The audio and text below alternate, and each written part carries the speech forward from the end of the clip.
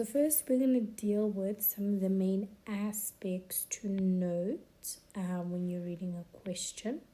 So let's choose a very neutral color. Green is good. We are on this page. So obviously we dealing with question 1.4, as you can see. So the diagrams below show parts of the eye under different conditions. There we are. So A, B, C, D.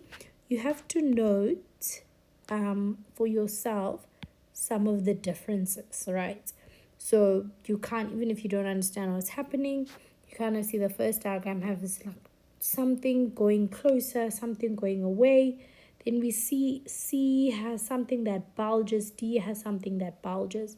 So kind of in your diagrams, especially because they haven't specified how many diagrams, just be cautious to use your diaphragms.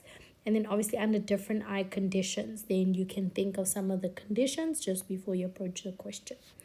1.4.1 says name the process. That's very important. Don't explain, just name the process. The mark allocation also guides and leads you. Then obviously this will all be theory, that will all be theory. Then 1.4 says give the letters. So this is quite important. So give the letters, and then obviously of two diagrams that represent the condition. So there's your 2 marks. So you only want 2 letters, So be very aware that obviously now you're going to be doing 2 diagrams and 2 different letters, all right? Then 1.4.3 says give the letters. Again, it just says give the letters.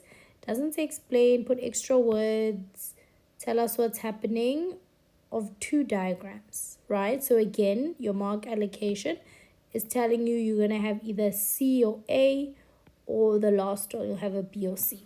So very important, and often where we are losing our marks is that we are not reading our question. So as we approach this question, we see that we have a diagram to work with. In the diagram, we have different things happening through the diagram, even if you don't understand. Name the process is the first question. Don't explain anything. It's 1 mark. Then it says give the letter. So ensure you put a letter, and letter. The next question also letter and letter. Just note the structure because it will definitely change as we move into different questions. All right. So let's jump into the first question and try to deal with it together. So that is 1.1.4. All right. So this now says the diagrams below show parts of the eye under different conditions. Obviously, we're thinking some conditions are running through our heads. Name the processes that occur when. So then we have 1.4.1 of A. So we're just going to do extra notes at the side just so we can follow the thinking pattern. So we have the curvature of the lens. So we have a keyword lens there. That changes to focus on near or distance objects, right? So now we're thinking of the lens for near or distance object. So obviously we understand that the lens helps the image to fall perfectly on the retina for us to be able to see the image. So this process would be accommodation.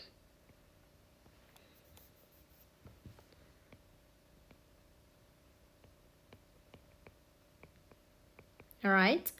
So so if you so obviously your only answer will be the black. The blue is just my thinking, so you can just help follow with me. So while we're on this point, so we understand that accommodation would have been the lens, because when our lens has a distance, so a distance, we understand that the object is a distance away. There's another distance. But when the lens feels like it's close together, so it's quite close, then we understand that the object is also close. All right, so that's our lens. So our lens will accommodate depending on if it is close or near. Then we are going to go into 1.4 points. So we're still going to put 1.4.1b. Then I'm going to write it in blue so you can follow along with me. The pupil size, so we have the word pupil. Changes to regulate the amount of light entering. So we have the pupil, which speaks of light. So again, now we are going to think of a process that speaks about the pupil doing something for light. And obviously that would be theory. That's the pupillary reflex. All right, so another key thing to note here is that in your final answer in your book, you should only have, just remove all the extra notes. So for the 2 marks that you need, you must only have 1.4.1a, your answer, 1.41b, and your answer. All right. All the extra wording, we could have obviously figured it out on the question paper. We're going to try to do the same layout so that you kind of understand how you must only write what is required. Because a lot of us are losing our marks and we understand what's happening. Okay, again, you're going to write down the question 1.4.2 and then we're dealing with A. So we can just put A there. So we're dealing with A. So now give the letters of 2 diagrams, A, B, C, or D, that represent the condition of the eye if the person is in dim light. So let's go into the blue because we have to figure out what are we doing. So now we're going dim light. So now we have to remember when we spoke about the accommodation and pupillary reflex above, which one included the word light. So remember we put accommodation, we put the word lens, and we put the word distance and close. And for pupillary, we put just the word light. So now we know we're dealing with the pupil. So dim light, we're dealing with the pupil. And then we dim with the pupil either in dim or bright light. All right, and the same one, dim light, obviously we can't see anything, so it's a nice dark eye, so we can't see, so we have more darkness. But when it's bright, we have less darkness. All right, so that's how our eye looks like. Then you must think of the muscles that would be contracting or the muscles that would be relaxed. Okay, so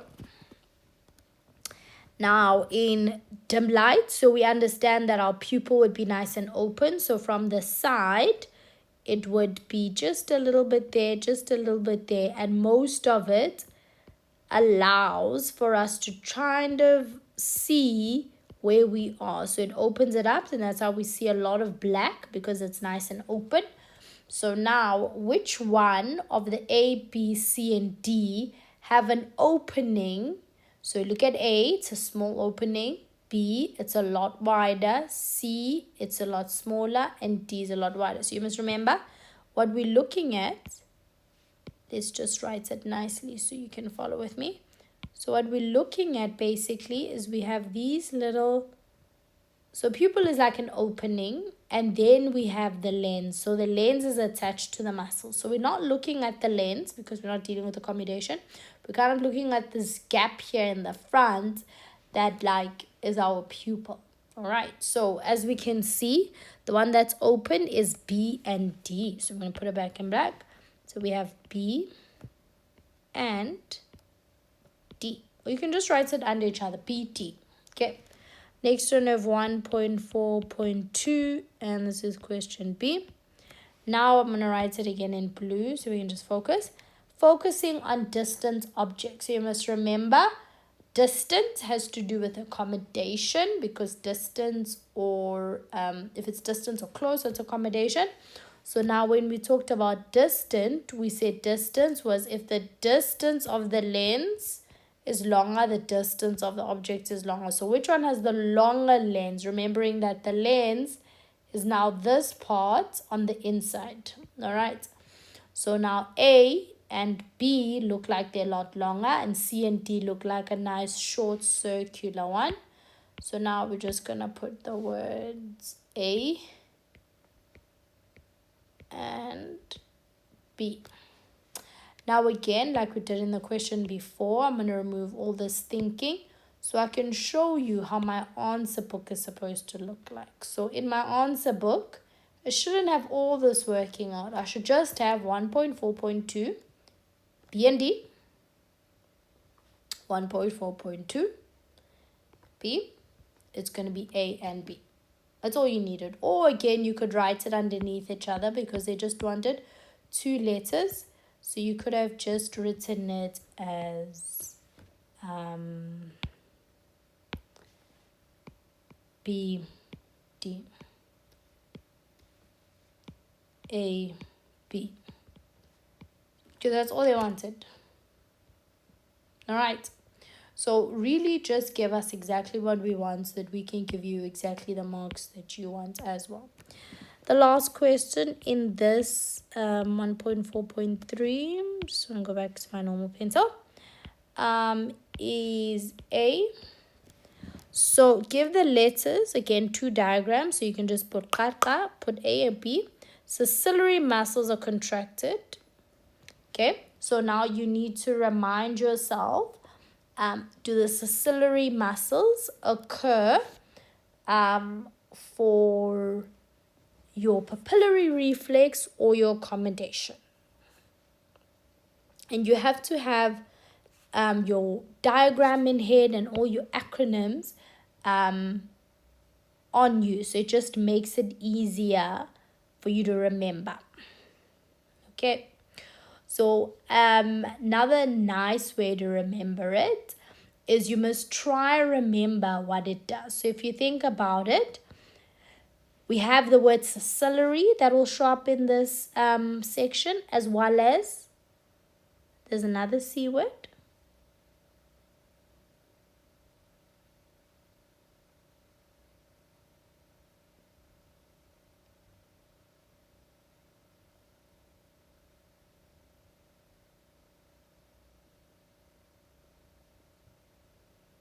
Okay, so we have ciliary that will show up. So ciliary will deal with our lens. So I'm going to just put that in blue so we can just follow with our different colors. So ciliary is dealing with the muscles of our lens. So I'm just trying to make my lens look like a lens. Okay, so ciliary muscles will be dealing with our lens.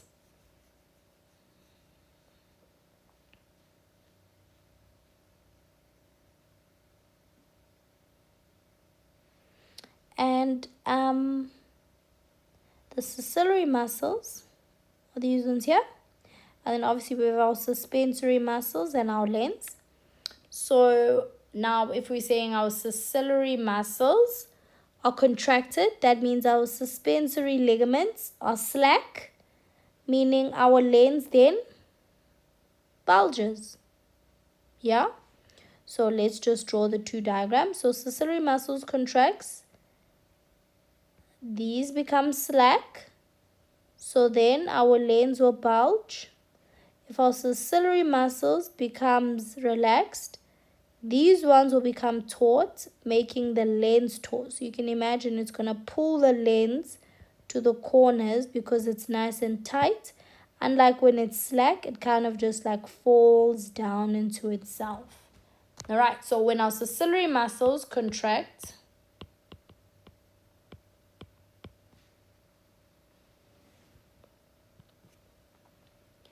that's when we have a bulging or like a C-shaped, so like a nice C-shaped there. You can see a nice C there. All right, so that would be back to black. Our C shape would be our C and D, so that bulging C and D.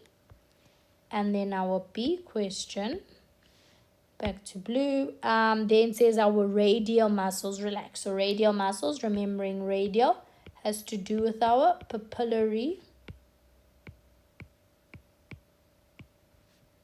So we'll have radial muscles that radiate out of the pupil, and circulatory muscles which like are circular, so within. All right, so you can imagine when circular muscles contract, the radial muscles become slack.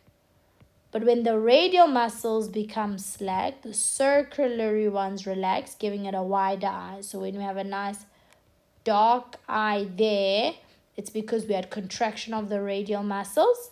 But if they are slack, so let's say radial, so you see what's happening there was contract. And here radial was relax.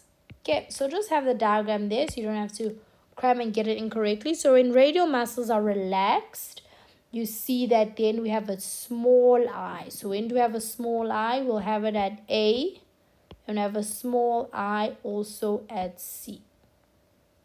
All right, so let's remove all the extra stuff so that you could see how your answer is supposed to look like.